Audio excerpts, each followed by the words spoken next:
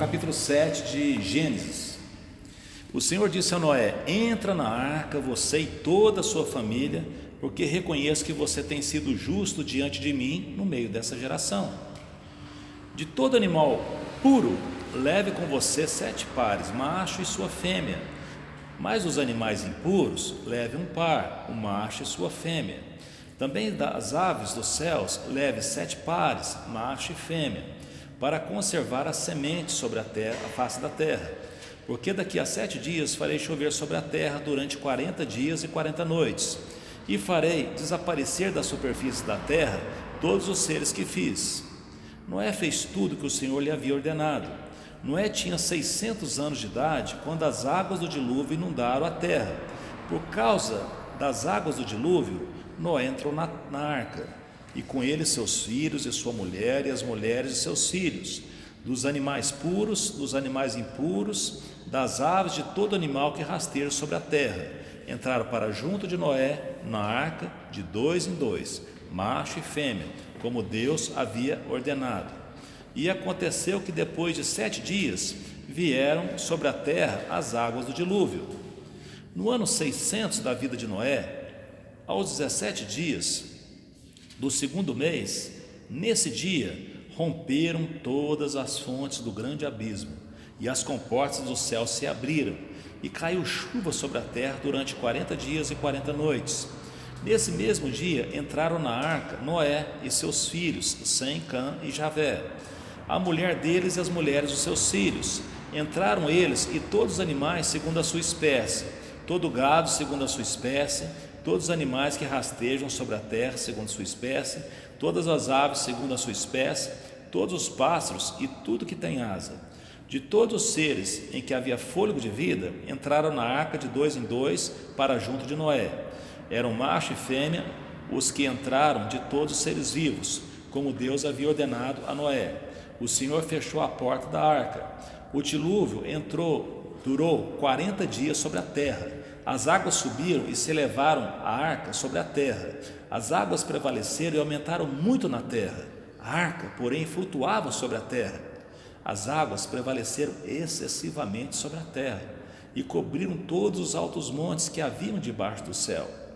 As águas ficaram 7 metros acima deles, e os montes foram cobertos, e morreram todos os seres vivos que se moviam sobre a terra, aves, animais domésticos, animais selvagens, e de todos os enxames de criaturas que povoam a terra, e todos os seres vivos.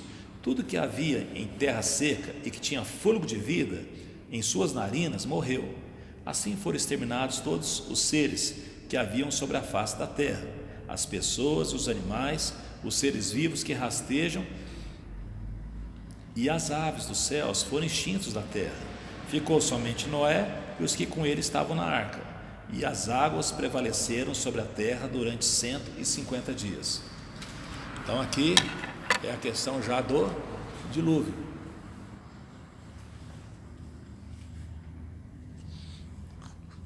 O dilúvio. Olha como que Deus conduz a história. E como é que Ele conduz a história? Falando, e a coisa é concretizada com a obediência de quem escuta. Então, construiu. Agora, entra, Ele entrou, né?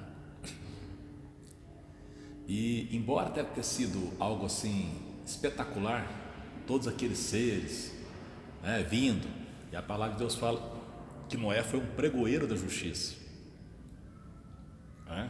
As pessoas viam o que estava acontecendo, mas ninguém percebia. Igual hoje, as pessoas veem que o mundo está todo complicado, mas continua o quê? Nos seus próprios caminhos, sendo que o convite está sendo feito o quê? De mudança de vida, de salvação. Então, nessa situação aqui, a gente vê, primeiro, hora nenhuma fala da justiça da mulher de Noé, hora nenhuma fala da justiça de nenhum dos seus filhos, hora nenhuma fala da justiça de nenhuma das suas noras. Fala que Noé é justo, e na sua justiça, quem entrou para a arca? Toda a família. Isso lembra aquele versículo que fala assim: crê no Senhor Jesus Cristo, será salvo tu e a tua casa. Isso é definitivo? Não, isso não é definitivo. Entrar na arca é uma coisa, ser salvo do dilúvio é uma coisa. Só que depois para frente nós vamos ver o que? O que cada um fez no seu próprio caminho. Tirar um povo do Egito é uma coisa. Agora, o que cada pessoa vai fazer com a sua vida depois que foi tirada do Egito, quem vai crer e quem vai ser incrédulo, é outra coisa. Então aqui fala que eles entraram na arca, e os animais. E aqui aparece aquele número, né, que sempre aparece na Bíblia quando fala de plenitude. 7 dias depois que eles entraram na arca, Deus foi o que? Mandou o dilúvio. Choveu, 40 dias. E aqui fala outra coisa espetacular também. Parece que essa foi a primeira chuva, porque antes dessa chuva se falava o que? Não fala de chuva, fala que uma névoa subia da terra e regava, ou seja, parece que a terra era alimentada sem nenhum tipo de destruição, porque as chuvas muitas vezes trazem o que? Enxurrada, porque trazem excesso. Então termina que nesse juízo, onde Deus limitou o número de anos do ser humano, também houve mais um avanço que na instabilidade da terra. Então as águas que estavam acima, as águas que estavam embaixo, de repente o que? Abriram a fonte dos abismos. Ou seja, não foi bem uma névoa, foi o que? Um derramar, um juízo. 7 dias depois veio o juízo, e também as águas, depois de chover 40 dias, subiram o que? Até 7 metros acima dos montes mais altos. Ou seja, não tem nenhum bicho que conseguia com o pescocinho dele ficar o quê? Acima disso, né?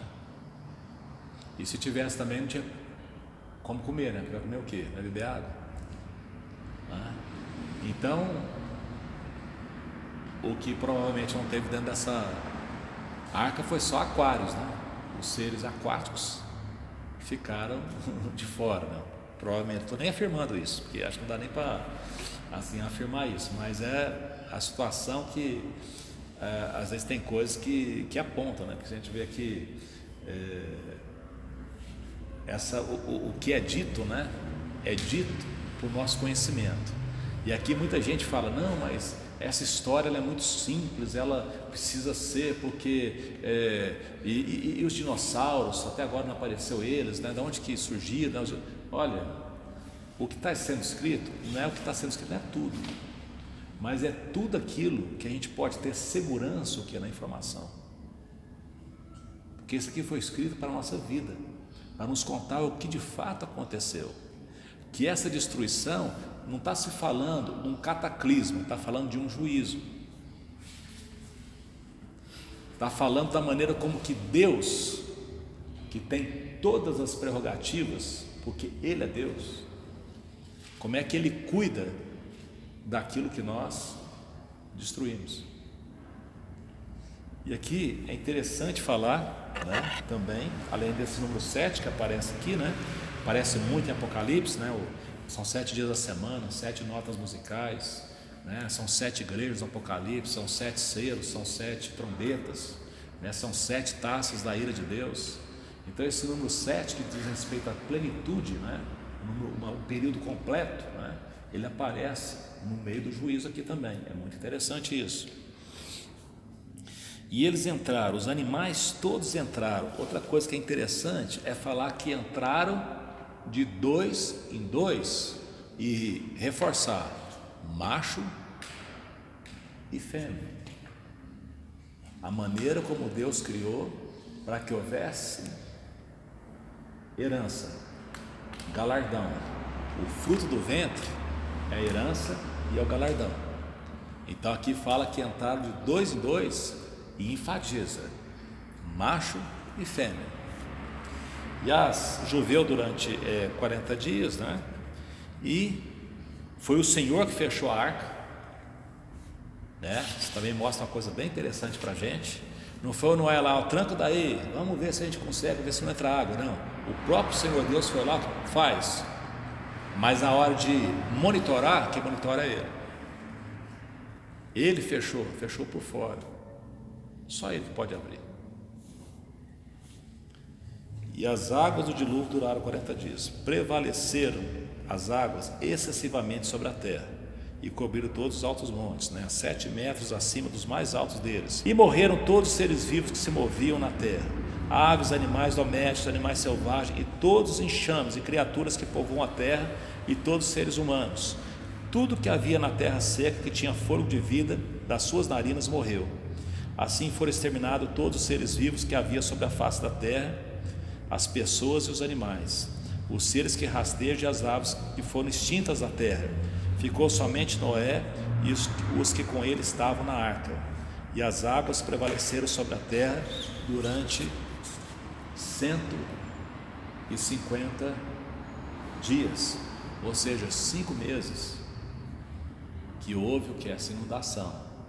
Ou seja, você imagina o trabalho de Noé com a sua esposa, os seus filhos, cuidando dessa bicharada lá toda, o que? Durante 5 meses, sem folga de final de semana, agora eu preciso sair para espairecer. Não, foi uma coisa muito intensa, E é importante a gente verificar, que sobre essa questão de prevalecer, sobre essa questão de morrer, sobre a situação, porque a Deus pertence a vida. E o que estava dentro daquela arca? Dentro daquela arca estava o que? As sementes.